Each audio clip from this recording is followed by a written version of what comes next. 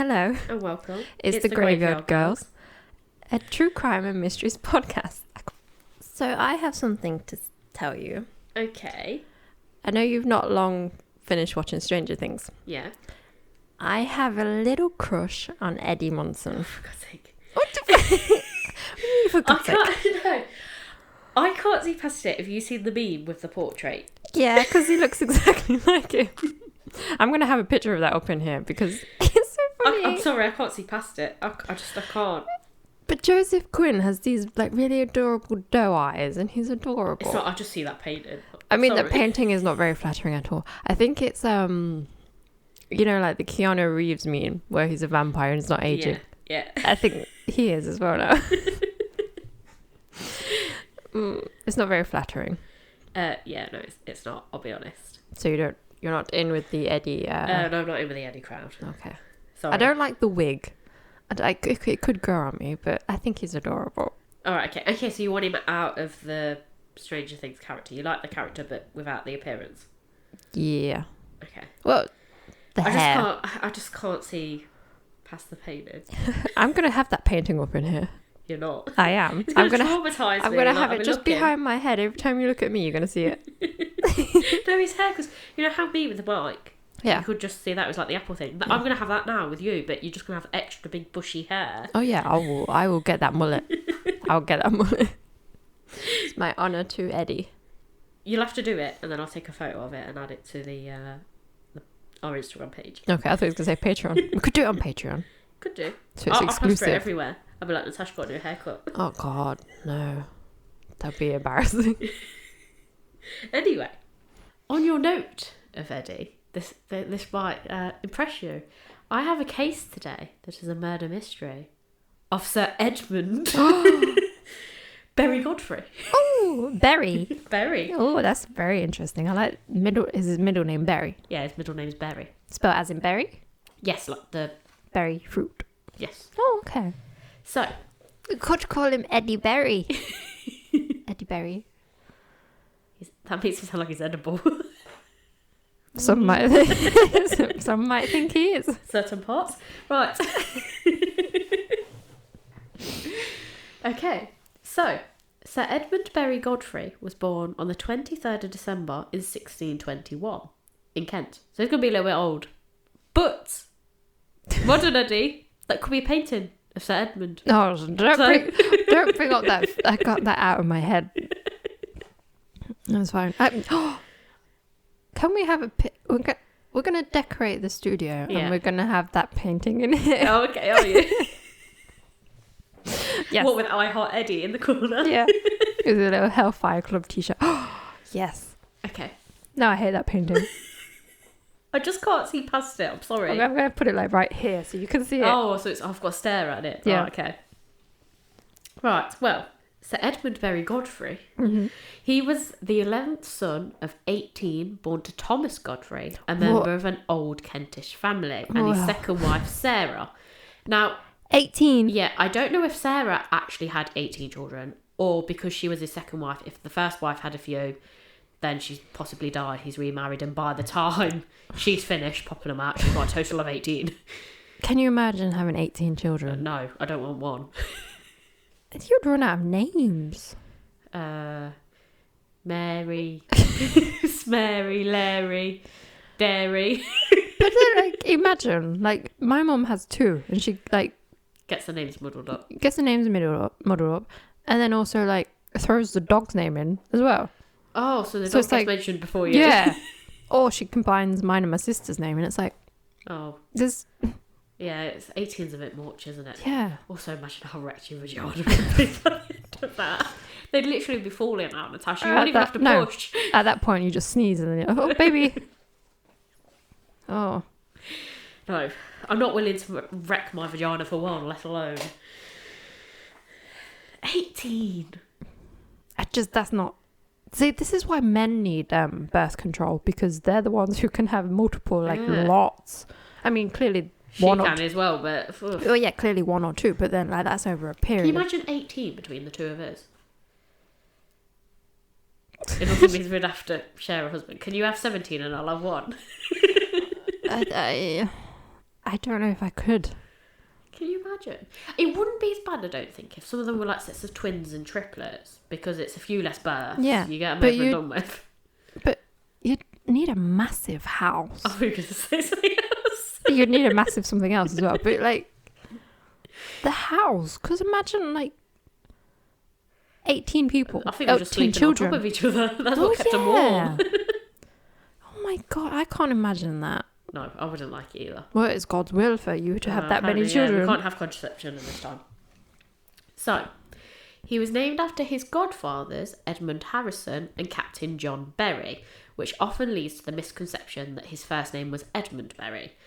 Now, John Berry was spelt with an I-E. Okay. Whereas Edmund, he's with a Y. It's Berry. So, I couldn't understand why there was a bit of a confusion, but Berry is actually his middle name. Oh, because it's not hyphenated. No. Also, like spellings of names as well. I hate. They're weird. Like Matthew with one T. Yeah. Or like my sister's middle name is May, but when they spell it either M-A-I or M-A-E, like why? Yeah. I don't get it. Or like Rebecca with a K. Yeah, silly. See, my sister's name is quite often spelt with a K. Like Clara. Because it's like European. See, which kind of does make sense because Clara, the K still works. Yeah.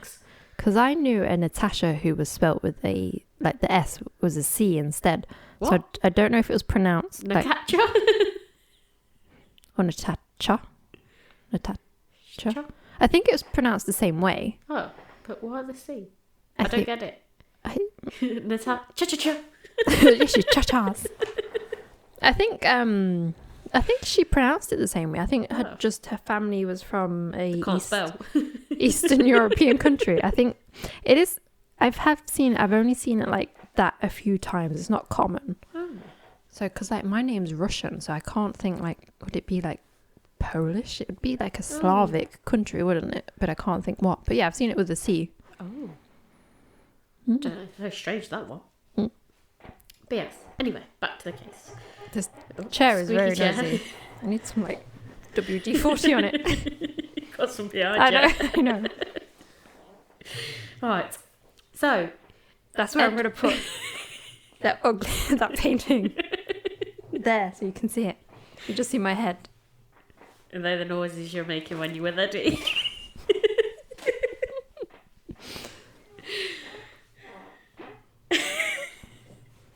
What is this? This chair's going to fall apart on me one day. Right. I'm very distracted now. So, Edmund's father had been an MP and owned Hoddiford Farm, so they're not short of cash. Which is probably just as well. I mean, to be fair, they probably need a fucking farm to keep 18 children on. I know, most of them are in the barn. Yeah. So Edmund became Justice of the Peace for Westminster and received a knighthood in September 1666. Oh, 1666. When is the Battle of Hastings? 1066. Oh, 1066. Yeah. Okay, never mind. That's just like, I knew a fact. Oh, no, that's wrong. It's close. I was 600 years out. No, I was thinking 666. Yes, 666, yes.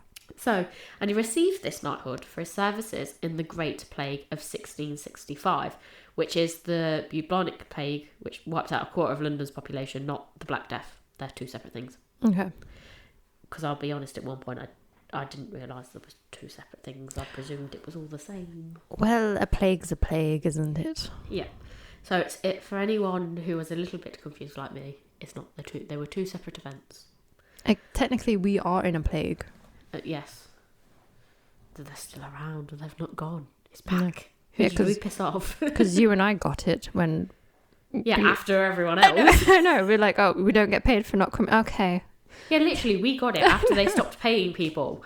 I was like, really? Oh, but we joked about it before that would be just our luck, and then that's literally what happened. And I thought... That's what happened. We foresaw it, and then that's what happened. So... We could have been worse. We could have been burnt at the stake for seeing it. So, you know, still alive. We survived. I mean, like, I had some pretty bad headaches every time I coughed. Yeah. I had a headache for weeks. And I don't know. Just felt a bit shit. I mean, still do. Yeah. Haven't recovered. We must have had that long COVID thing.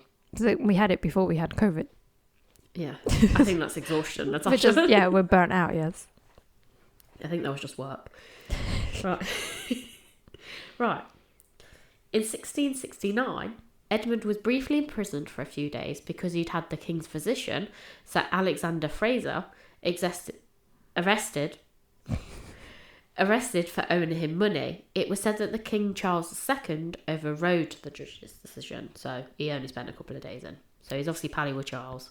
Is that where we get the King Charles Spaniel from? I don't know. Okay. I don't know. I assume so. Maybe it's like the Queen with the corgis. She had corgis, so she's going to be... Oh, I thought you were going to say like his hair was like Spaniel's ears. Oh, maybe. Which kind of looks like Eddie in that painting. It's such a... We're linking it in so many ways. Magic. We foresee things because we are witches. And we are very tired. Unless we start another witch trial, in which case we're not witches. Don't kill us. Kill the bad ones. Yes, we're good ones. I think. Yes, we foresee everything. We see through everyone's lies. Yeah, we did try to warn you about coronavirus and you just doesn't fucking listen. So, it's all on you. We tried to stop it. We could have stopped it, but you didn't let us, so. When did we try to warn them? We did try to warn them, Natasha. Okay. We foresaw so many things. Okay. I don't know what we foresaw. We can't tell now we've been sworn to secrecy. Okay. I'm just like, what did we do? Well, my memory is very poor, so yes, we probably... Yeah, your flaccid brain. That's when they tried to take your witchy powers away from you at trial. Oh, okay. They tried to torture it out of you. Oh. So that's why you keep getting gaps in your memory. Oh. That's when you got bashed on the head. Okay, that makes sense. I do have a dent in my head, by the way. I didn't do it. Oh no, it's from, I think, when I was in nursery. I remember doing it. Did you get dropped in your head? No, I whacked it on a sink. Oh. Yeah, so it's like all the way like down here. Yeah, what did you do? Sever your head off? Practically. That's probably explaining some things. Yeah, I think it might do. It's not good. Anyway, we've become very distracted. We are very distracted. I've become very hot. I'm not even a third of the way through the first page, and we've got like 4 or 5 pages to do. That's fine. This is quality entertainment. Right, back to the case. Edmund was also in business with his brother-in-law, James Harrison. So, not only has he got a knighthood, and he's obviously doing quite well from him, he's also in business with his brother. So, I don't think he's short of a few pennies. Which brother? Because he's got like 11 of them. One of the 18. So, Edmund lived with his maid, named Elizabeth Curtis, and his secretary, Henry Moore. There's a Moore. Yeah. Edmund was mainly socialising with members of working class, which is obviously not what he was part of. So I think that caused a bit of not a ruckus, but I think a few people higher up sort of frowned upon that. But despite the fact that he was socialising with working class, which is good on Edmund, to be fair, he did have a number of influential friends, including Gilbert Burnet, a philosopher, and Heneage Finch, the first Earl of Nottingham. So he's still rubbing shoulders with some pretty high up people. It's good that he's mixing with, did you say working class? Yeah. So I quite like that. Yeah, because then he's like... It's like not too up himself. Yeah, he's like, well, I'm assuming was he voted for to be justice? Well, obviously he's got a knighthood as well. Yeah. So, and obviously he's received Justice of the Peace. So he's in the community. Yeah. So that's good. I quite like that. I quite like the sound of Edmund, I'll be honest. I like that his name is Berry because it kind of links with Honey Fabian. And oh yeah, was it the second case that we did? Was it here? I think it was the second case, yes, with the Charleses. Yeah. Honey Fabian. It's a good one. Honey and Berry. It makes them seem a bit softer and kinder. Yeah, like it's a trustworthy name. Yeah, I quite like it. Yeah. But yes, so Edmund is supposed to be a member of the Peyton gang. Now, the Peyton gang was founded by Sir Robert Peyton after he'd become aware of a secret treaty of Dover in which Charles II agreed to convert himself and England to Roman Catholicism in return for money paid by the French king Louis XIV, also known as Louis the Great. Okay. So, the club, unable to confront the king directly, stirred up popular ill feeling against the Roman Catholic Church. Peyton handpicked 12 men, including himself and Edmund, who plotted to replace the king with a republic nominally led Richard Cromwell, who I believe is the son of Oliver Cromwell. So some big names in this. So this is now where the mystery comes in. Oh, the mystery. So in 1678, Edmund became involved in schemes which involved Titus Oates, who began anti-Catholic campaigns.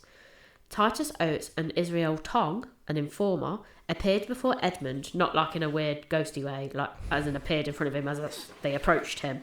Okay. They didn't go, woo, we're here. Israel. They physically appeared. Okay. Israel and Titus are very good names as well. Yeah, they're quite strong names, aren't they? They're good names. These are good names. So they appeared before Edmund and asked him to take their oath that the papers they presented him with and the evidence were based on truth. Edmund demanded to know the exact contents of the papers, which rightly so. When he received a copy on the 28th of September, it said that he may have warned Edward Coleman, who was later killed but was a personal friend of Edmund, so it makes me question what was in there. Okay. Over the contents of the accusations. So I feel like Edmund's obviously got himself in this group, but I don't know as though he necessarily agrees with all of the things that the group are doing. Okay. And I wonder if that's why he maybe then spills a bit to this Edward Coleman, who happens to die later on. Now, there's no official links with Edward Coleman and the Peyton gang, but there was some people throwing it out there that he might have died linked with what Edmund had told him. But there's no actual concrete proof of that, but I just thought it was worth mentioning. Okay. So when Titus Oates' accusations became known, the public became concerned. Apparently this led Edmund himself concerned, though he took no extra safety precautions, so he didn't have a bodyguard. So, though it was noted despite this, it was noted that his conversations had become increasingly strange, with him frequently making comments about being knocked on the head, which was the term at the time for being assassinated. Okay. So even though he's not got any sort of protection, if you like, he's obviously worried still. But it would maybe look suspicious that if he's now looked at these documents, that all of a sudden he's getting protection. Yeah, would it make him more of a target if he got protection? Yeah, I suppose. But I feel like maybe then you try and get protection on the sly. Yeah. Because you're genuinely worried. Or was it just a thing of what will happen, so if someone comes to me, they come for me, there's nothing I can do about it. Yeah. Okay. So it was this behaviour that would then believe his soon-to-be death was a suicide. Now, I'll touch on that later. Okay. So, his death. Now, on the 12th of October 1678, he left his house in the morning but did not return home. He was found dead in a ditch on Primrose Hill on October the 17th. He was laying face down and had been impaled with his own sword. Suicide, okay. I can explain the suicide theory later. And I kind of get where it's come from. It doesn't make much sense now, but it might do a little bit later. So, just fell on it. 2 committees would unsuccessfully investigate the murder.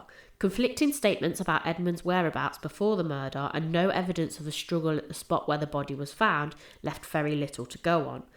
Edmund still had all of his rings and money, so they threw robbery out as a motive pretty quickly. Oh, yeah. Now, this is where it gets interesting. The body was covered with bruises, and a circular mark around his neck revealed he'd been strangled, his neck broken. That's not very suicidal. No. Unless he was hung himself and then somehow after being beaten up. And then somehow fell on his own sword. Well, this is where it gets interesting. The sword wound had not bled. This meant that he was dead when he'd been impaled, and they speculated he could have been impaled as many as 4 to 5 days later, which does throw out the suicide, but I'll get back to that later, as how I can explain it to be a suicide still. So, but I don't want to touch on that yet, because I don't want to spoil it. Okay. So, the authorities announced a reward of £500 for information about the murder. That's a lot of money. It is a lot of money. But I suppose it being given a knighthood is obviously quite well respected, I believe. Yeah. So this sort of now goes on to the trial. And this brings in a man called William Bedloe.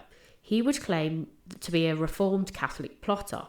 He said that he'd been taken to Somerset House on the night of the 14th of October to see the body of Edmund. He said he'd seen two men, including Samuel Atkins, who was a secretary to Samuel Pepys, who was a naval administrator. Who was a naval administrator and MP, so quite important. Now, Atkins was arrested, but was able to prove that he'd been in Greenwich. So that completely threw out what William had said. Okay. So William then claimed that Edmund had been killed by Catholic plotters who intended to steal the papers about the deposition. So they were the papers that Titus and Israel had presented to him. He changes his story several times afterwards, but was still retained as a witness. Now, John Bellasyse was offered up as a mastermind behind the murder. The king, who was increasingly sceptical about the reality of the plot, burst out laughing at the notion, pointing out that John was so afflicted with gout that he could barely stand up, let alone commit a murder. Okay. Now, on the 21st of December, Miles Prance, a Catholic servant and ordinary to England's Catholic Queen Consort Catherine of Braganza, was arrested and taken to Newgate Prison.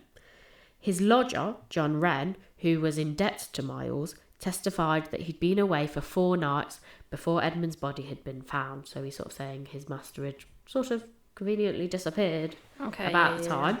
Yeah. And then this is where William Bedloe comes back into it. He claimed to recognise Miles in court. So he's claiming, even though he wasn't the one that directly made the accusations against Miles, when he was brought in, I suppose it's a bit like a parade, he was like, yes, I recognise him. However, those were later thrown out and now thought to be lies. So was it a case of William had a bit of pressure put on him to say that he recognised Miles? Yeah, okay.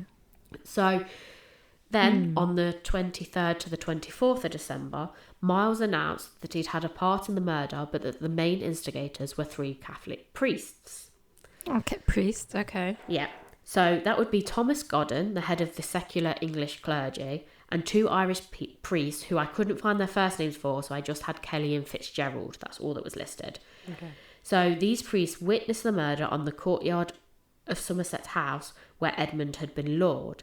Then strangled, and his body was taken to Hampstead. Miles names the actual killers as Robert Green, Henry Berry, it's another Berry, but not related, and Lawrence Hill. They were then arrested. Thomas Godden fled the country whilst the Irish priests also vanished. The only issue would be their motive.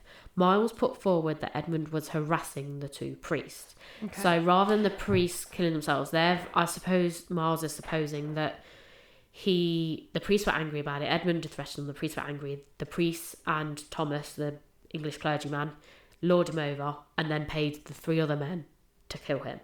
Okay, yeah. So you said there was a thing around his neck. Was it consistent with strangling or hanging? Yeah. I'll sort of get on to that in a bit. So, obviously the only issue that was the motive, but Miles put forward that obviously he was harassing him. So Miles later recanted his confession before the king and council and was thrown back in prison. He was threatened with torture and nearly froze to death. He then recanted what he'd recanted and did this multiple times until he eventually went along with his original story. So he's being constantly tortured. He's like, what do you want me to say? What do you want me to go with? Yeah. I guess. He's clearly not got anything to do with it. Yeah. If he keeps recanting. And this is what I'm saying. So it's like he's almost trying to please them, if you like. It's like he killed himself. No, you don't want that. He was murdered by priests and they've disappeared. Or you don't want that either. He was aliens did it. No, Natasha. I don't know. But yes. So the 3 other men who Miles is listed as the ones actually killing him were sentenced to death on the 15th of February 1679 and hung at Primrose Hill. So for a while that then became known as Greenberry Hill because the surnames were Green, Berry and Hill of those 3 men. Miles Prance's story was later discredited and he pled guilty to perjury. Then because the 3 men were executed on false evidence and historians would then accept their complete innocence in the murder for the murders, and the murder has remained officially unsolved. Okay, yeah. So they could no longer say that they definitely did it. One, they can't go back and interview them because they've executed them. And this is the problem. This is the problem with execution. You have to know for a fact that and you cannot prove that. And this was it. So now I'm going to get into some theories. Okay. Some believe the Catholics to be responsible, which would make sense if you look at the links with the Peyton gang, because obviously the Peyton gang was stirring up some shit against the Catholics, so it would make sense. So then Roger North, who was a lawyer and biographer, declared that he was murdered by patrons of Titus Oates, who obviously was Edmund was aware of Titus's plans and was supposed to have told his friend Edward Coleman, if you want to believe those stories. Okay.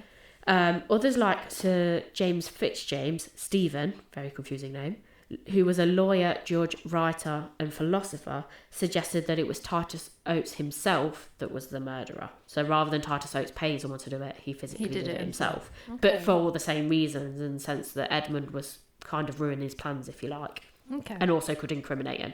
Yeah. Then this takes me to the next theory, which was of Mr. Lee Lestrange, who was a writer. Lestrange. Yeah. That's a good name. And he was positive that Edmund had committed suicide. Now, this is where I kind of explain this one. But if he's strangled, the thing would be, like, the ligature mark would be lower down than if he's hung. I'll get onto that. To be, like, round there. Yeah, I'll get onto that. Okay. So, it's obviously unlikely due to the fact that he was impaled. But could he have been impaled to cover up his suicide? So basically they're saying he might have hung himself, and then obviously that was very frowned upon at the time. So would someone else have found him for, no, we can't have this. So they've then impaled him on his sword, which would account for the difference in days, and then dumped him somewhere to make it look like a crime. That's a good theory. Yeah. But this was then disproved later, and for the reason that you pointed out. A mystery writer, John Dixon Carr, wrote that suicide by hanging was impossible as the marks on his neck showed that he'd had his neck broken with his cravat, which was too short to effectively break the neck by a drop. So he'd been strangled by it, but he couldn't have dropped from a height. Okay, so that theory is thrown out. Yeah. It's a good theory otherwise. Yeah. And I think, I suppose for the time, because this mystery writer is obviously many years later, but at the time, I understand why it was considered a suicide by a lot of people. Yeah. So then Keith Simpson, who is a pathologist, agrees with John, concluding that if the body had been suspended, the marks would have been higher up on the body than they were. So that's put forward two reasons as to why it couldn't happen. But again, I suppose the science at the time, I understand why some people could have still gone with the suicide theory. I don't think at the time you could have completely thrown it out. It's only what we know now that we can discredit it. So then I sort of thought, could it be someone else on the outside who knew that Edmund was obviously on the brewing plots that he was involved in, kills him knowing that it would be easy to blame the Catholics. Okay, yeah. Mm-hmm. Then this brings me to theory number 5. And this is when I found out a bit later, almost after I'd finished writing the thing, and it just sort of popped up, but it's very interesting. So there was also a man called Philip Herbert, who was the 7th Earl of Pembroke. So I only noticed him because I was looking into more stuff that was written by John Dixon Carr, and he also touches on this. And he offers up this man with his motive being revenge. And this was because Edmund was the one who had prosecuted him in the April of that year for the murder of Nathaniel Coney. Herbert was convicted of manslaughter and exercised his privilege of peerage. Now, the privilege of peerage, it's very complicated, but in basic terms, it's a parliamentary privilege which applies only to those serving in the House of Lords or the House of Commons, and it can only be used once. Okay, so like get out of jail free card. Yeah, and the way I saw it, I thought, why are you letting people get away with murder? But the way I understood it is actually, sometimes they see it as an honourable death. So say you had someone like Edmund, who was obviously very in favour of everyone and did a lot of good work, but let's say he was involved in some sort of accident in which someone then died. They don't want to send him to prison and risk losing him because the work that he puts in for the country on the whole far outweighs the incident that's happened in the he's accident that's committed. unfortunate to have resulted in a death. Okay, yeah. So they allow them the privilege of peerage. But obviously, Philip has decided to use this to cover, so he doesn't have to serve time for his manslaughter. So he's still convicted, but it means he doesn't have to serve any prison time. Okay. So, and the privilege of peerage is still a thing today. It's still allowed today, yeah. Okay. Is that why Boris got away with so much? Maybe. But I think they are a little bit stricter on it now in terms of things like murder. I think there's more exemptions in it now. Probably shouldn't. I don't think there should be it at all. No, but I do understand why they made it a thing. Because like I said, in extenuating circumstances, like let's say, I don't know, there's a hunting accident. It's technically still manslaughter. If he was being something silly, like not paying attention to what he was doing, so it was seen as like negligent, and a person died as a result, but say they were like, I don't know, a code cracker and they'd actually saved the world from imminent death. But if that argument is, yeah, fine. But like, if they can get away with it, everyone needs that leniency. Yeah, okay. I suppose we all need to get out of jail free card. Yeah. Because like, we're all technically good until something happens. And then this one thing can change your life around, and then that leads you on a path. So you shouldn't be going to jail for like, I don't know, because you do drugs. You should just have maybe a lesser sentence because it was seen more as an accident, maybe? I don't know. It just, the whole lenience thing is a bit... They should, just because they're MPs, what gives them the right to do crime? Yeah, they're better than us though, Natasha. Oh, no, they're not. Right. So see, Philip would use this guy. Well, sorry, if they are better than us, then they wouldn't be committing crimes. Well, they're above us, Natasha, supposedly. So Philip would obviously use this get out of jail free card, but it doesn't really help himself because obviously in this case, Philip is a bad man. Philip was then involved in the near death of a peer in a dispute, which was not long after his conviction. Now, this was a duel. A duel? A duel, in which obviously they're having a fight, he must stab him and very nearly kill him. But the man does survive. But because he's already used his get out of jail free card, he can't use it again. Is it a duel with swords or guns? I don't actually know. It didn't say. It just said a duel. So Philip was also known to be a drunk and suffered fits of violence and had involvement in the murder of William Smythe. And this was a drunken fight, and obviously he couldn't use his privilege of peerage as he'd already used it. So Philip fled the country until the king agreed to sign a petition started by his peers, in which then was granted a royal pardon. But I feel like that was more done through pressure. Pressure, yeah. Because I feel like maybe Philip probably had quite a bit of shit on everyone else. So it was like, you get this petition and you give me a royal pardon, otherwise I'll be spilling the beans. But also, you're in a different country. I don't care. Yeah, yeah, but how long would he have been able to flee for? Do you see what I mean? Okay. So he needed something. So I think he used it as leverage, which for me then makes him quite a strong suspect, because if he had something on Edmund, or obviously he was unhappy with Edmund because Edmund was one of the people that prosecuted. If Edmund hadn't have prosecuted him in that case, he wouldn't have used his privilege of peerage, and which means he could have used it later on when a person actually died. Instead of using it on the one where the person didn't die. Okay, yep, I get it. So I feel like it does make him a strong suspect. Yeah. So I did then, the only issue with this is once you've looked through the theories, I still had a couple of questions. And the question was, why impale him after death? Why not do it straight away as soon as you've killed him, so it would still bleed? Unless you want to count that as they didn't understand about the whole, you're not bleeding after so long, so they didn't consider that. And also, why not bury him where you killed him? And 3, why that location specifically? Because it was quite far away from the Somerset house. I have a theory. Okay. To answer those questions. Someone murdered him, just left him on the street just because where he should be, I guess. And then someone else who came along didn't like him, saw him, stabbed him with his own sword. Just a random sword. Well, it's his own sword, right? Oh. So maybe they saw the sword and then he was just like, I don't like this man, I'm going to stab him, not realising he's already dead. Oh, okay. I guess drunks, maybe like he's murdered by someone, a drunk comes along and just But maybe how did his body end up there from the original location? If you want to believe he was killed at Somerton House. You could argue that because they were saying there was no evidence that he was killed at that location. So they're suggesting even if it wasn't that house, he was killed somewhere else and then dumped there. But if he's strangled, there would be no evidence. But there would still be signs of struggles. If he's in the ditch, it's muddy, there'd be scuff True. marks. Yeah, in the mud. unless it's just a very dry season. It's not. It's October or November, isn't it? Could be a very dry, Um, very dry autumn. let me have a look. I'm sure October. So yeah, it's going to be quite wet. If it is Or raining. muddy, yeah.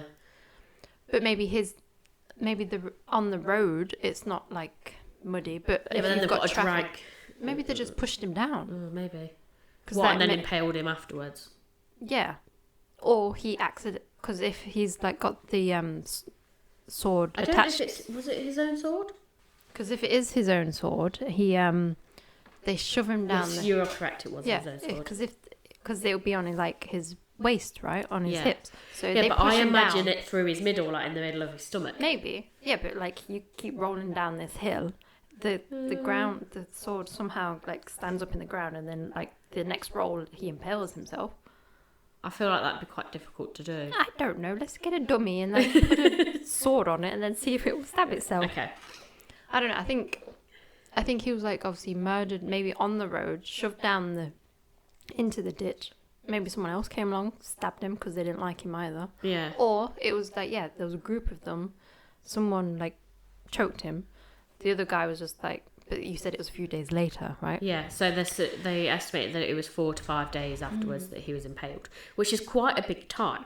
Unless the only they other went way to I check he was dead. yeah, And the then only you're other like- way I could account for that was as if they did kill him one way in one place and they thought it might incriminate them. They had his body for a while and then for whatever reason needed to move it or get rid of it. Then when they did that, they thought, oh no, this can be traced back to us, so we'll just impale him because it makes it look like something completely different.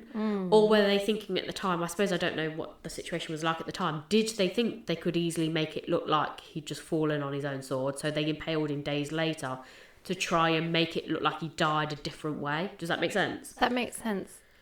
If only like impalement was a common thing of like you doing it yourself. Do you see what I mean? Yeah, but I feel if everyone's carrying around swords, it's quite Yeah, easy for yeah. people to get Impale stabbed themselves. with So swords. if that's like a consistent thing, maybe they're like, oh. But there's I don't remember that being like a thing. I don't know, but I suppose at the time, Because think about it, if because everyone would have had Swords, yeah. everyone would have had swords or knives of some form. yeah, So I feel like it was quite a common way to murder people. So I don't think Of it course it looks. was. I don't So think it that's looks out of suspicious. place. So not necessarily that he's impaled, that he's Impaled. been stabbed to death. Do you see what I mean? So or like I said, someone's just checking that he's dead and they're like poking him with a stick, but it's his own sword. It's like, you dead? yeah, but they'd have had to have carried him all the way there and then impaled him on it. Don't know. Because it's gone all the way through and then like into the ground. It's not like you can confusing. impale him before. They thought he was a vampire, Oh.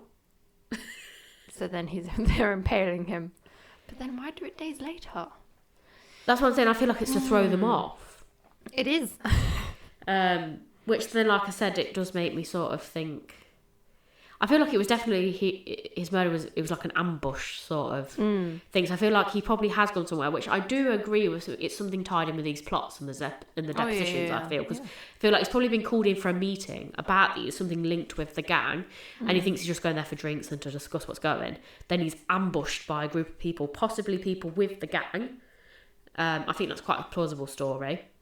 And then, like I said, they've got to get rid of him. Maybe they couldn't get rid of him initially, so they had to stash the body somewhere for a few days and then dispose of him when it went quiet. I don't know.